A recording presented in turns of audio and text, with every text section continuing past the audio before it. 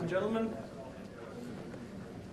Good morning again and welcome again to part 2 of our session on catalyst deactivation. It's good to look around the room and see that attendance is not deactivating. In fact, we seem to be reactivating, and that's an excellent trend. We start off our second half with a talk, a contribution from Penn State and Catalytica. The title of the talk is In-Situ Electron Microsopy Studies of Palladium Supported on Various Oxides in Oxygen. And the authors are N.M. Rodriguez, S.G.O., R.A. Della Betta, and R.T.K. Baker, and the talk will be given by Terry Baker.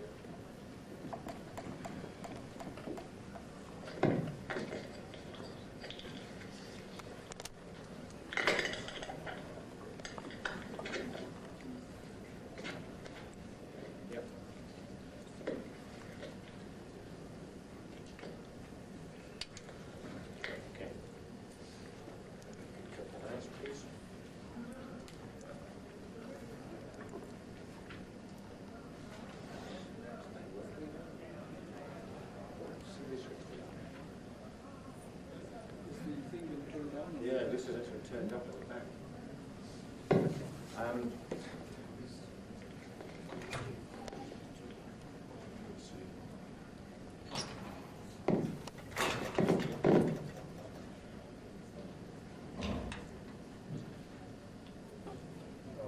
You got to run the screen up.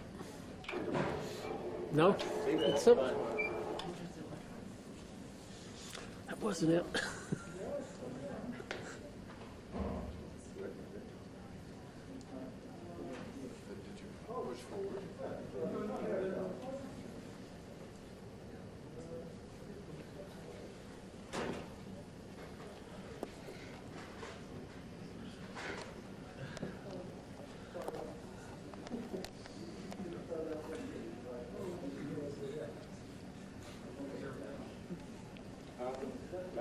That's the previous chaps. Just take the line out and put his in. Well, you can give his talk. I probably can.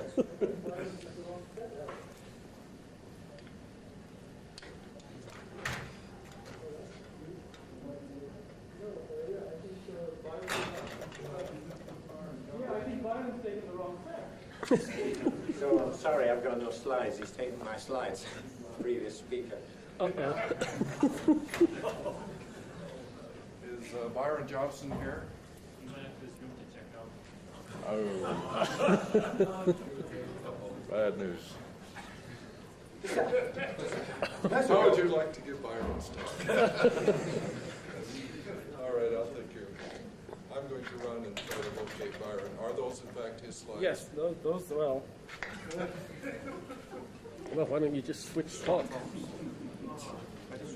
Maybe we can go with the second speaker. I think that's the only one. Yes, that's the thing to do. We have, wait, Terry.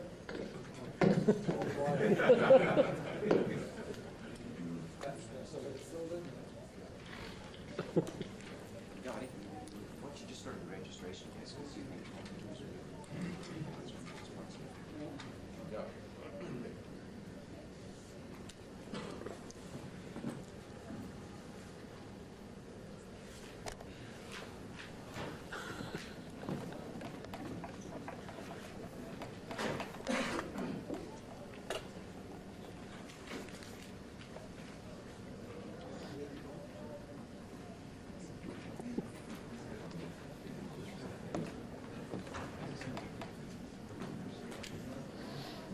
Good to know that Murphy's Law still applies. I think under the circumstances, the way to minimize the damage is perhaps to go to the second speaker, and I apologize. Byron is on his way with the slides. Oh, Byron's on his way. Yeah. Well, I could sing and dance. Yeah.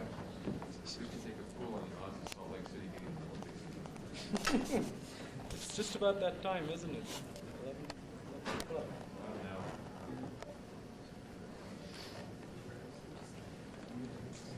Were there any unanswered questions of last speaker? last speaker here. No, I think the last speaker has left us too. Yep. Yes. For some reason this always seems to happen to me at a deactivation in slides. I seem to recall having a problem with slides the last time.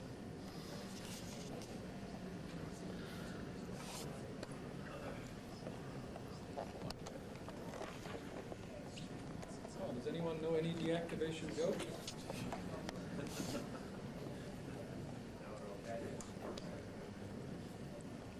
Oh, well, at the very least, they're sick.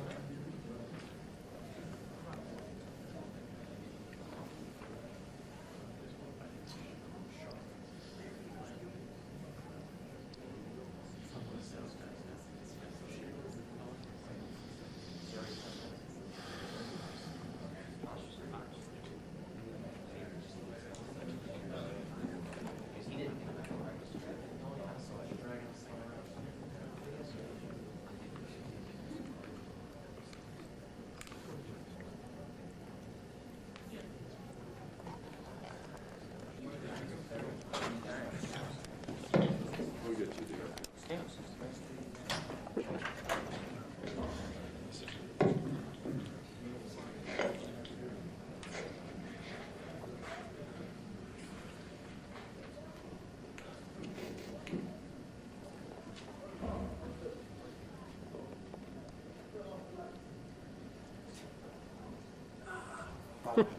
Okay, thank you very much for your patience.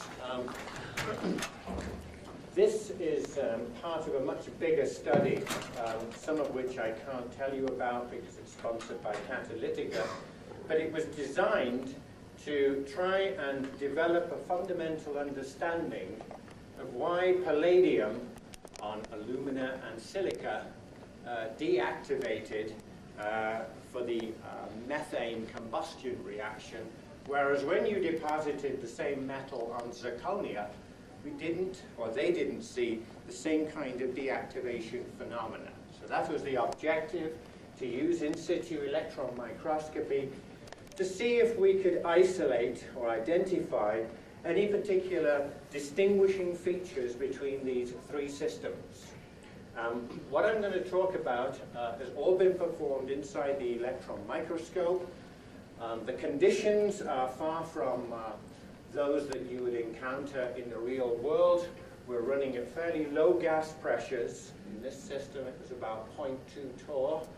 And with the gas cell we can operate at temperatures from room temperature up to about 1,000 degrees centigrade. At the same time we collect the information that we generate from the changes in the appearance of the specimen on videotape so that we can do kinetic measurements, increases in particle size distributions after the reaction from the recorded images. Just to give you a little insight into the way the specimens are prepared, they are not real catalyst specimens, they are model systems. That is, they are thin films of oxides, alumina, gamma alumina, silica, and zirconia, typically around 300 to 400 angstroms in thickness, because this is electron transmission that we're looking at, so the beam has got to penetrate through the specimen. And onto those surfaces, we deposit by vacuum evaporation high purity palladium, and we can control the loading, or at least the thickness of that metal deposit by the conditions that we choose and the distance away that the specimen is from the metal source. The reactions are all performed in the microscope at 0.2 torr pressure, and we watch the specimen as a function of time and temperature. And in addition, in a separate series of experiments, we conduct in-situ electron diffraction so that we can actually identify the chemical composition of the specimen as the reaction is proceeding. And that really gave us the clue in this work as to what is happening in these three systems. Well, first of all, I'm going to spend time talking about the Palladium Gamma alumina system. And for the sake of brevity, I've actually left out the silica system since the two are almost identical. So this is a synopsis of what we saw when we heated palladium on gamma alumina in this low pressure oxygen. You start to see the formation of very, very small particles at about 150 degrees C. These are extremely dense, so we suspect, and I will later demonstrate to you, that these are palladium metal. As you continue to heat the specimen, then at about 250 degrees centigrade, these particles start to lose their electron density, i.e. they go from black to very light gray. That is usually indicative of a phase transformation, and it would fit in very well with a palladium converting to palladium oxide at this temperature.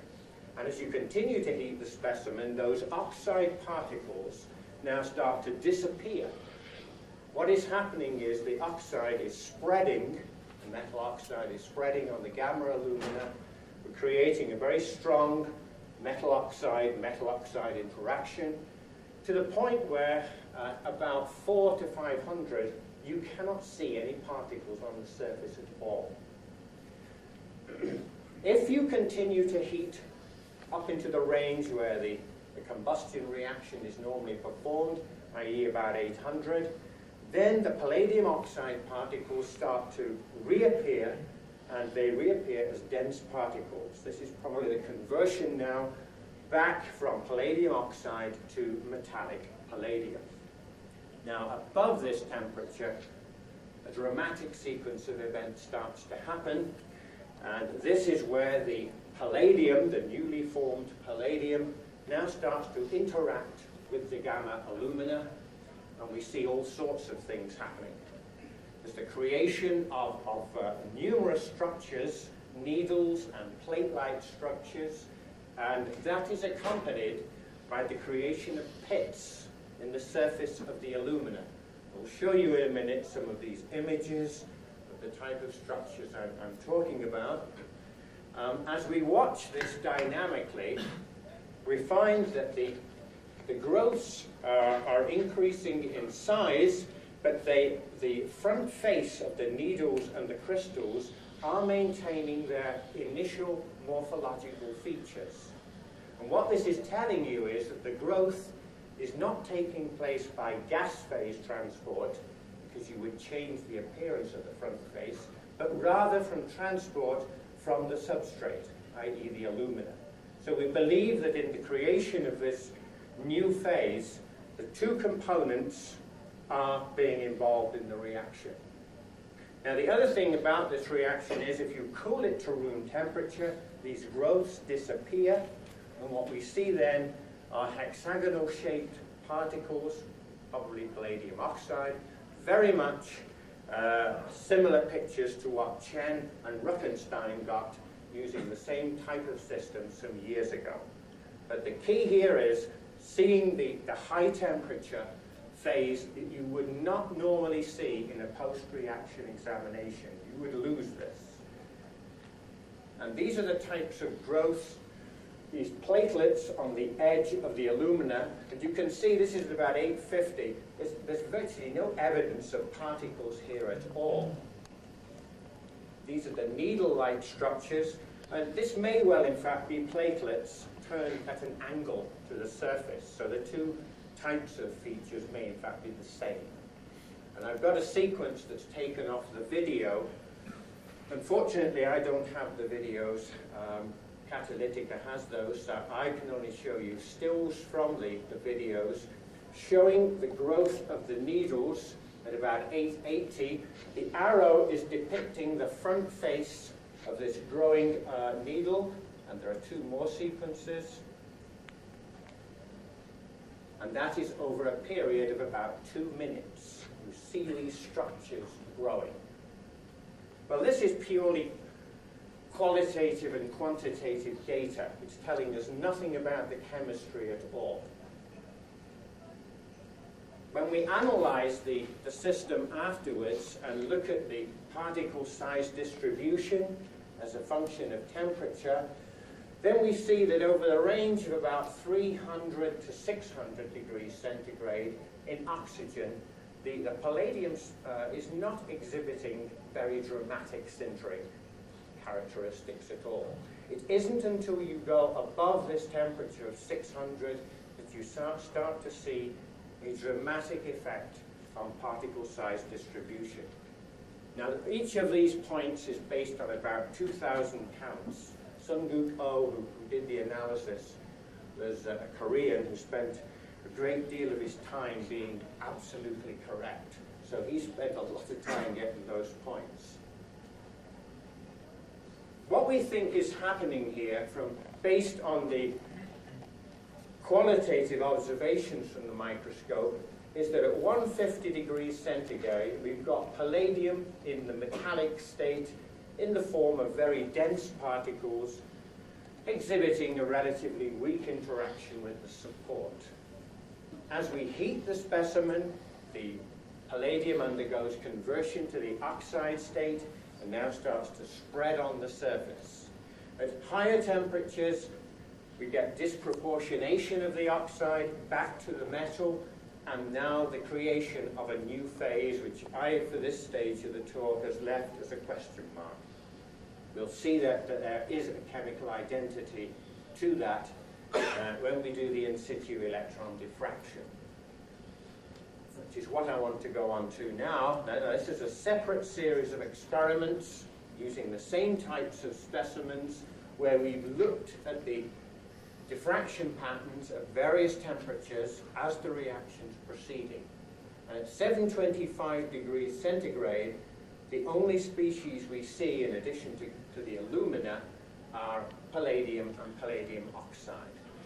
This is where the system is behaving relatively normal.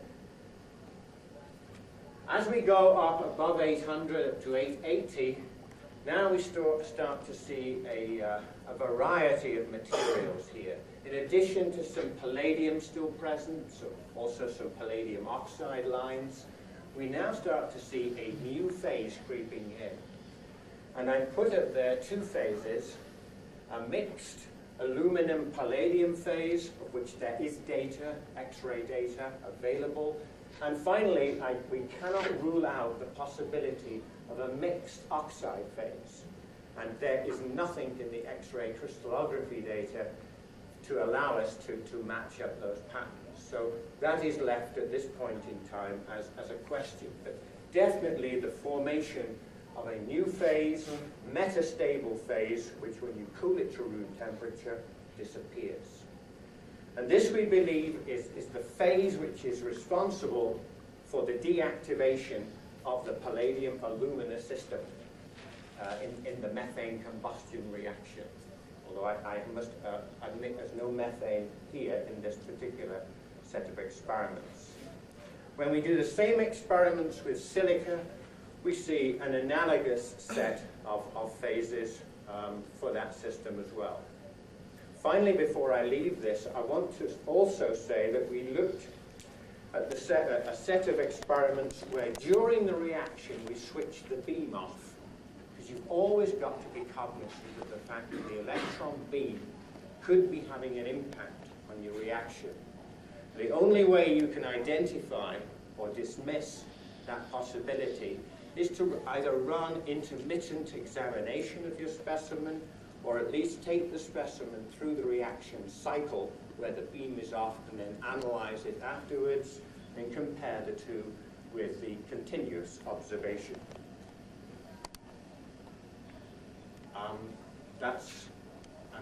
For the sake of time, trying to keep us on time, I'm going to move fairly quickly. This is another experiment where we looked at the effect of loading, heavier loading of palladium, and under those circumstances you do start to generate a lot more palladium metal. Because what we believe is there's a sandwich formed where the bigger particles of palladium initially, under the region in contact with the support, oxidizes first, leaving some metallic species on the top. But to get to the main part of the talk, which is really the comparison of the alumina system in silica with zirconia, I'll move on now to just describe the events that occur when you take the same loading, i.e. Monolayer dispersion of palladium on zirconia, and up to about 600 degrees centigrade, the behavior of zirconia with palladium is much the same as it was with the other oxides. It isn't until you start to go up to higher temperatures that you see quite dramatic differences between the two systems. You have to heat this specimen up to about 900 degrees or higher in order to convert the palladium oxide back to the metallic state. The palladium oxide on zirconia appears to be stabilized to a greater extent than it is on alumina or silica. We do not see, in this case at all, evidence for the interaction or the creation of a new phase between palladium and zirconia compared to what we saw with alumina. There are quite distinct differences between the two sets of oxides. So here is a cartoon depicting what we see with zirconia. In this case, the major difference is in the center there, the stabilization of the palladium oxide phase, which now stretches right on up to about 850 and higher. It isn't until we go above 900 that we start to see the disproportionation of the palladium oxide, which is the active phase, or believed to be the active phase in the reaction, back to the metallic phase. This is the electron diffraction data accompanying that story. Here, under these conditions, in the previous case, we would have started to see the creation of a new compound. At 815, palladium oxide appears to be the only phase of palladium that is there. If we go to even higher temperatures, 900, we still do not see from the electron diffraction the appearance yet of the palladium. It's probable that at this stage there is some palladium, but it's very thin and its pattern is not seen in the electron diffraction analysis. This is a synopsis of the electron diffraction data for the palladium zirconia system. And finally, if I summarize, what the controlled atmosphere or in-situ electron microscope has allowed us to identify the creation of a new phase at high temperatures between palladium, alumina, palladium silica, which is not seen when you change that support to zirconia. And this is what we believe to be the state responsible for the deactivation of palladium, this intermetallic phase or mixed oxide phase, which when you cool it to room temperature, you don't see in the specimen appearance at all. So at that point, I think I'm probably back on time, and I thank you for your attention.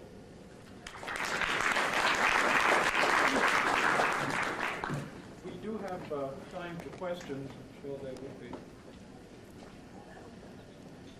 Again, please go to the microphone and identify yourself.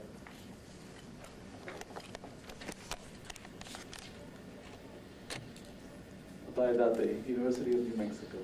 Terry, I have one comment first. We've also been looking at the palladium system, and we of course use non-porous spheres so we can look edge-on. We have heated our palladium samples up to 500 centigrade on silica as well as aluminum. We do see formation of palladium oxide. We don't quite see the wetting or change in shape as we described. So I wonder if you have seen any of the samples edge-on to confirm that morphology. We tried to look at the edges because I agree that's where you really would like to get some nice dynamic pictures of particles. We don't see that action on the edges. Only see it, I was going to say basal plane, but the flat surface. Okay. And these surfaces are very low surface area, extremely smooth. So I think your point is well taken. What is happening at edges may not be representative of what's happening on the flat surface at all. Or vice versa. Right?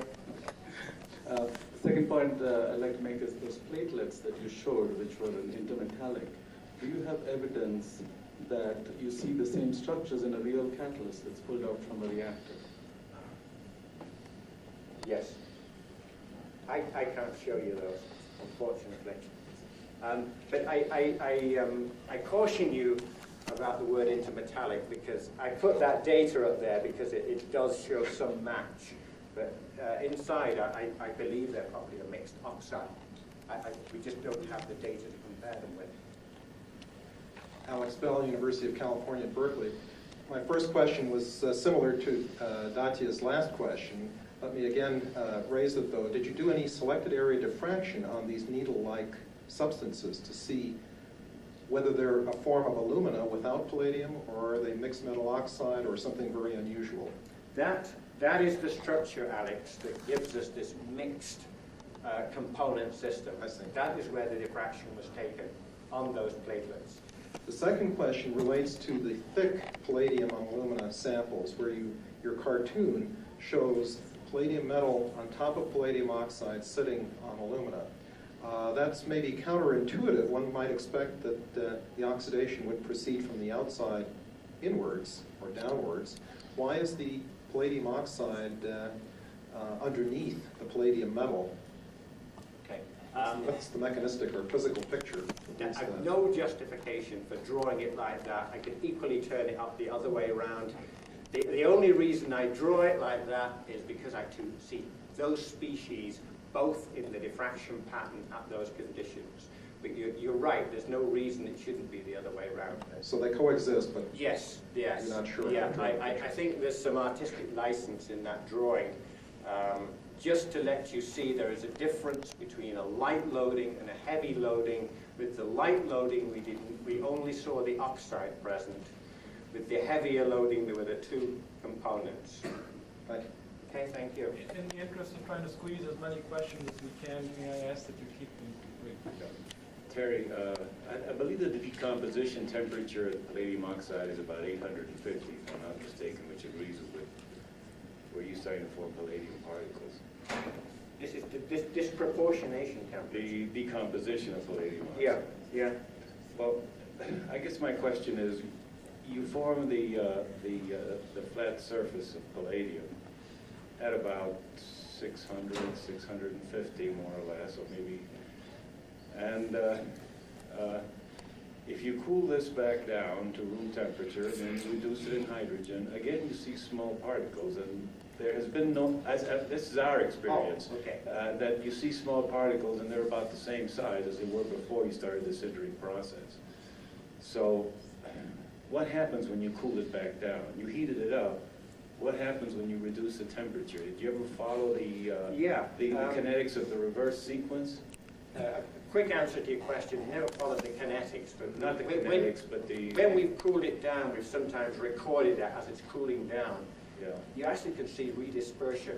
It redisperses. Yeah, you can do. Not in all systems, but certain systems, yes, it can redisperse. And I think, years ago, Ruckenstein showed this by switching environments. This was with platinum alumina, oxygen, hydrogen, and back and forth, that he could redisperse particles this way. So it's not unusual to expect it. That was Professor Gonzalez.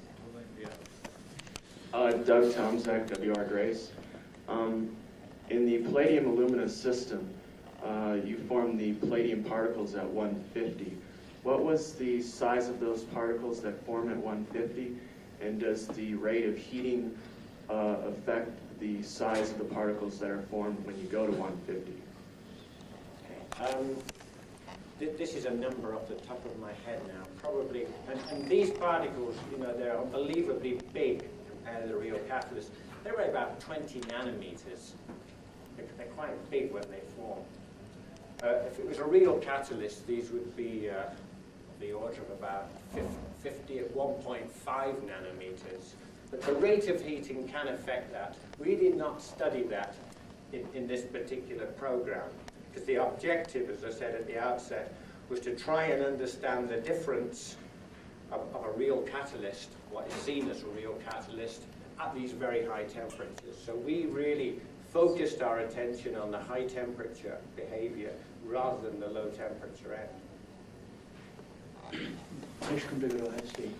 Just a quick question. What precursor did you use for palladium, and would the choice of precursor and the method of impregnation would have any effect on your analysis? Okay, the precursor here is palladium metal. It's deposited as metal. We did not look at chlorides or nitrates at all. So I cannot give you an answer to your question. Fred Allen, Engelhard Corporation.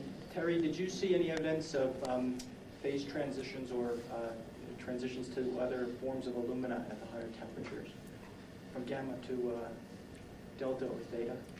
Yes, we did at very high temperatures. As we got near to about 1,000, you start to, and I left that out of this story because it complicates things, but there the switch from gamma to the alpha phase, the specimens go pretty crazy. Terry, I'll use my prerogative to ask one question, and it'll be a quick one.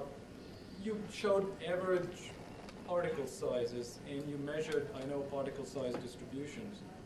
Were they, did they have bimodal, or was it a unimodal distribution? It's a bimodal distribution in the main. Yes.